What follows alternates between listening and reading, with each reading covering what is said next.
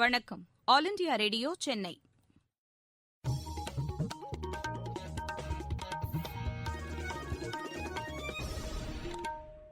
மாநில செய்திகள் வாசிப்பவர் சுமதி.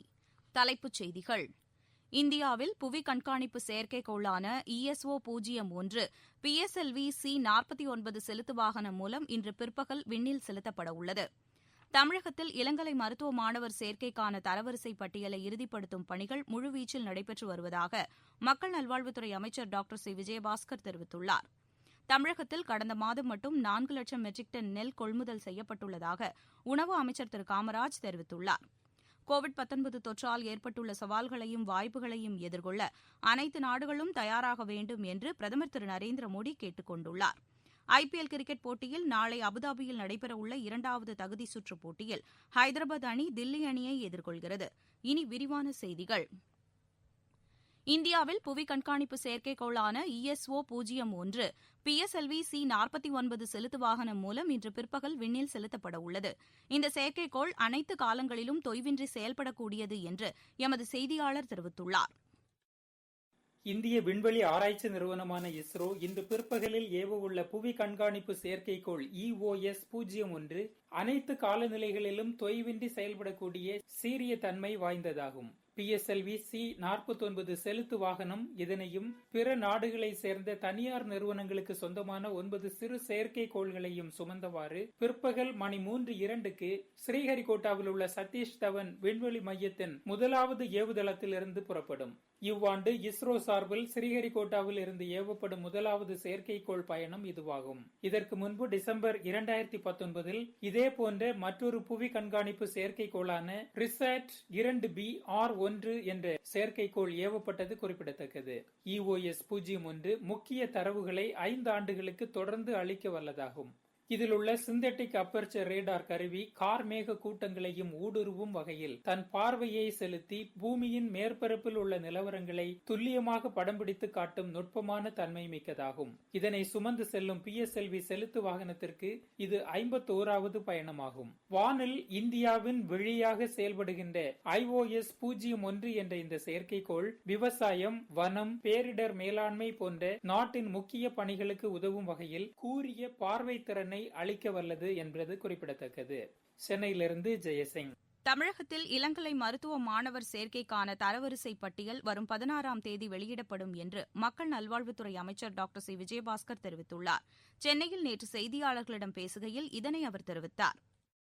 16ஆம் தேதி ரேங்க் பட்டியல், அதாவது உங்களுக்கு 12ஆம் தேதி வரைக்கும் எங்களுக்கு விண்ணப்பங்கள் வரவேற்கப்பட்டுக்கிட்டே இருக்காங்க. 12ஆம் தேதியிலிருந்து அதை நம்ம ஸ்க்ரூட்னி பண்ணணும். யார் ஒருவருக்கும் மிஸ் ஆகிடாம ப்ராப்பர் ஸ்க்ரூட்னி பண்ணணும். இரவு பகல் பாராமல் கூடுதல் மருத்துவ குழுக்கள், மேன் பவர் அதில் மொபிலைஸ் பண்ணி அந்த பணிகள் ரொம்ப தீவிரமாக நடந்துட்டு இருக்கு. 16ஆம் தேதி ரேங்க் பட்டியல் வெளியிடப்பட்டோன்னே முதலமைச்சருடைய ஒப்புதல் பெற்று ஓரிரு நாளில் கண்டினியூஸாக நமக்கு தொடங்குவதற்கு உண்டான நடவடிக்கைகள் எடுத்துட்டு இருக்கிறோம். ஆக்ஸ்போர்ட் பல்கலைக்கழகம் உருவாக்கியுள்ள கோவிஷீல்டு எனப்படும் கோவிட்-19 நோய் தடுப்புக்கான மருந்தின் முதல் டோஸ் சென்னையில் 75 தன்னார்வலர்களுக்கு செலுத்தப்பட்டுள்ளதாகவும் அமைச்சர் கூறினார். வேக்சின் ட்ரையல் இனிஷியலாக நம்ம கோவிஷீல்டுன்ற அந்த இங்கிலாந்தோட அந்த வேக்சின் ட்ரையல் நம்ம ஃபர்ஸ்ட் ரவுண்ட் நம்ம சக்ஸஸ்ஃபுல்லாக கம்ப்ளீட் பண்ணிக்கிறோம். 75 பேர் நமக்கு வாலண்டியர்ஸ் வந்தாங்க. அந்த 75 பேருக்கு முதற்கட்டமாக அது 2 டோஸ். அதனால கோவிஷீல்டை பொறுத்த வரைக்கும் ஃபர்ஸ்ட் டோஸ் நம்ம கம்ப்ளீட் பண்ணிக்கிறோம். கரெக்டாக 1 மாதம் கழித்து உங்களுக்கு செகண்ட் டோஸ் வழங்கப்படும். அந்த செகண்ட் டோஸ் முடிச்சதுக்கப்புறம் ஒரு 6 மாதம் அவங்க அப்சர்வேஷனில் இருக்கிறாங்க. இது கோவிஷீல்டை பொறுத்த வரைக்கும். கோவேக்சின் பொறுத்த வரைக்கும் பாரத் பயோடெக் நிறுவனத்தோடு இணைந்து இப்போ அதுக்கான அனுமதி பெறப்பட்டிருக்கிறது. அது விரைவில் அந்த கோவேக்சினோட ட்ரையல் தொடங்கும் அப்படின்றத தெரிவிச்சுக்கிறோம். இருந்தாலும் கூட மத்திய அரசு எல்லாம் சொன்னது போல இந்த வேக்சின் வருவது ஒரு புறம் இருந்தாலும் அந்த ஆராய்ச்சியில தமிழக அரசு ஈடுபட்டு கொண்டிருந்தாலும் இப்போதைக்கு நமக்கு மிகப்பெரிய ஒரு ஆயுதம் வேக்சின் நம்ம மாஸ்க் அணிதல் தான். ஆனால் அதில் நம்ம எல்லாரும் குறிப்பாக அந்த பண்டிகை காலத்தில் அதில் நம்ம மிகுந்த கவனத்தோடு இருக்கணும் அப்படின்றத நம்ம சொல்ல கடமைப்பட்டுக்கின்றோம்.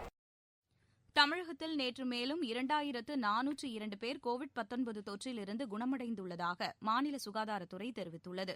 புதிதாக 2370 பேருக்கு நோய் தொற்று உறுதி செய்யப்பட்டுள்ளது. அதில் 612 பேர் சென்னையைச் சேர்ந்தவர்கள். சென்னைக்கு அடுத்தபடியாக கோவையில் 222 பேர் பாதிக்கப்பட்டுள்ளனர். நேற்று சிகிச்சை பலனளிக்காமல் 27 பேர் உயிரிழந்தனர். தற்போது 19,002 பேர் சிகிச்சை பெற்று வருவதாக மாநில சுகாதாரத்துறை வெளியிட்டுள்ள செய்திக்குறிப்பில் தெரிவிக்கப்பட்டுள்ளது. தமிழகத்தில் கடந்த மாதம் மட்டும் 4 லட்சம் மெட்ரிக் டன் நெல் கொள்முதல் செய்யப்பட்டுள்ளதாகவும் இது வரலாற்று சாதனை என்றும் உணவு அமைச்சர் திரு காமராஜ் தெரிவித்துள்ளார். திருவாரூர் மாவட்ட ஆட்சியர் அலுவலகத்தில் 399 பயனாளிகளுக்கு 1,09,00,000 ரூபாய் மதிப்பிலான நலத்திட்ட உதவிகளை நேற்று வழங்கிய பின்னர் செய்தியாளர்களிடம் அவர் பேசினார். நடப்பாண்டில் டெல்டா மாவட்டங்களில் மட்டும் 12 முதல் 15 லட்சம் ஏக்கர் பரப்பளவில் சம்பா சாகுபடி செய்யப்படும் என்று எதிர்பார்க்கப்படுவதாக தெரிவித்தார். தமிழகத்தில் சிறு குறு தொழில் முனைவோருக்கு பிணையில்லாமல் மாவட்ட தொழில் மையம் மூலம் 50 லட்சம் ரூபாய் கடன் வழங்க முதலமைச்சர் அறிவுறுத்தியுள்ளதாக ஊரக தொழில்துறை அமைச்சர் திரு பெஞ்சமின் கூறியுள்ளார். மதுரவாயில் அருகே உள்ள அய்யப்பாக்கம் ஊராட்சியில் 3,43,00,000 ரூபாய் மதிப்பிலான சாலை குடிநீர் விநியோகம் உள்ளிட்ட பணிகளை நேற்று தொடங்கி வைத்த பின்னர் செய்தியாளர்களிடம் பேசுகையில் இதனை அவர் தெரிவித்தார். இதுவரை கடன் விண்ணப்பம் அளித்துள்ளவர்களில் 95 தொழில் முனைவோருக்கு ஒற்றைச்சாளர முறையில் ஒப்புதல் வழங்கப்பட்டுள்ளது என்றும் மீதமுள்ளவருக்கு விரைவில் ஒப்புதல் வழங்கப்படும் என்றும் அவர் கூறினார். நீங்கள் கேட்டுக்கொண்டிருப்பது ஆல் இண்டியா ரேடியோவின் மாநில செய்தி அறிக்கை. கோவிட்-19ற்கு எதிரான போரில் நமக்கான 3 கவசங்கள். முகக்கவசம் அணிவோம், தனிநபர் இடைவெளியை கடைபிடிப்போம், கை மற்றும் முக சுத்தம் பராமரிப்போம்.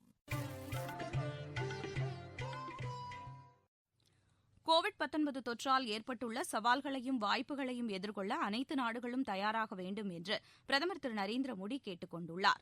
இத்தாலி பிரதமர் திரு செப்பே காண்டேவுடன் காணொலி காட்சி வாயிலாக நேற்று நடைபெற்ற உச்சிமாநாட்டின்போது இதனை அவர் தெரிவித்தார். உலகில் இன்னும் பல நாடுகளில் கோவிட்-19 தொற்றின் தாக்கம் அதிகமாக உள்ளது என்றும் இந்த நோய் தொற்றால் அதிகமாக பாதிக்கப்பட்டு மக்களை இழந்த நாடு இத்தாலி என்றும் பிரதமர் கூறினார். அதே நேரத்தில் அந்த நோய் தொற்றை இத்தாலி வெற்றிகரமாக எதிர்கொண்டு கட்டுக்குள் கொண்டு வந்திருப்பதாகவும் பிரதமர் தெரிவித்தார்.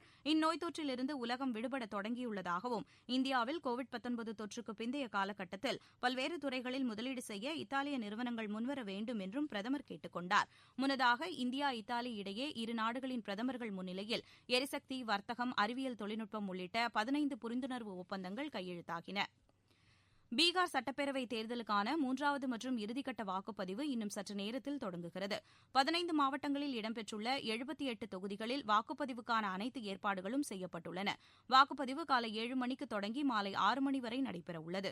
மொத்தம் 1204 வேட்பாளர்கள் களத்தில் உள்ளனர். சுமார் 2,35,00,000 பேர் வாக்களிக்க தகுதி பெற்றுள்ளனர். வால்மீகி நகர் மக்களவைத் தொகுதி இடைத்தேர்தலும் இன்று நடைபெறவுள்ளது.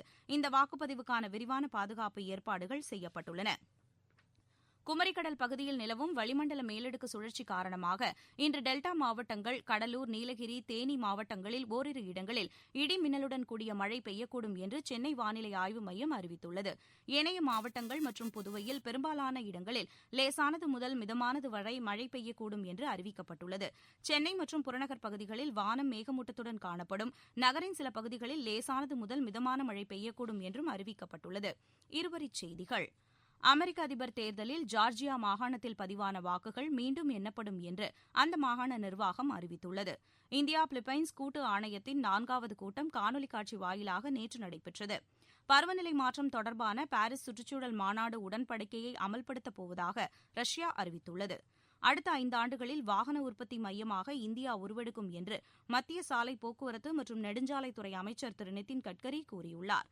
திருவண்ணாமலை மாவட்டத்தில் தேவனேந்தல் ஏரிக்கரையை பலப்படுத்தி 2,50,00,000 ரூபாய் மதிப்பீட்டில் செயற்கை தீவு அமைக்கப்படும் என்று மாவட்ட ஆட்சியர் திரு கந்தசாமி தெரிவித்துள்ளார். பிஎஸ்என்எல் அலுவலகங்களில் பணியாற்றிய 3,568 ஒப்பந்த பணியாளர்களுக்கு வழங்க வேண்டிய நிலுவை ஊதியத்தில் 40,000 ரூபாயை வழங்க சென்னை உயர்நீதிமன்றம் உத்தரவிட்டுள்ளது. கிரிக்கெட். ஐபிஎல் கிரிக்கெட் போட்டியில் நாளை அபுதாபியில் நடைபெறவுள்ள 2வது தகுதி சுற்றுப் போட்டியில் ஹைதராபாத் அணி தில்லி அணியை எதிர்கொள்கிறது.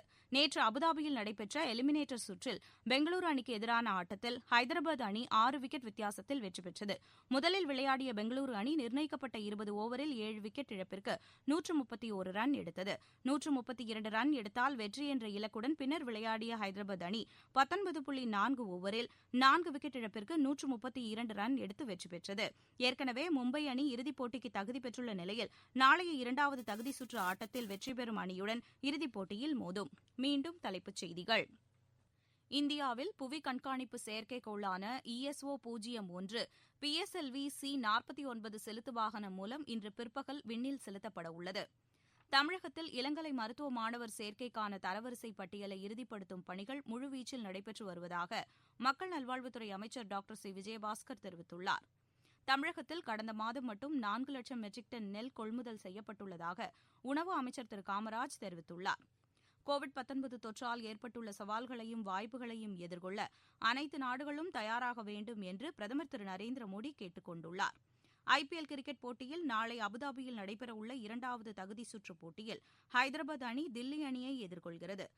செய்தி அறிக்கை நிறைவு பெற்றது. எமது செய்திகளை உடனுக்குடன் AAR_News_சென்னை என்ற ட்விட்டர் பக்கத்திலும், செய்தி தொகுப்புகளை all India radio news Chennai என்ற யூடியூப் சேனலிலும் அறிந்து கொள்ளலாம்.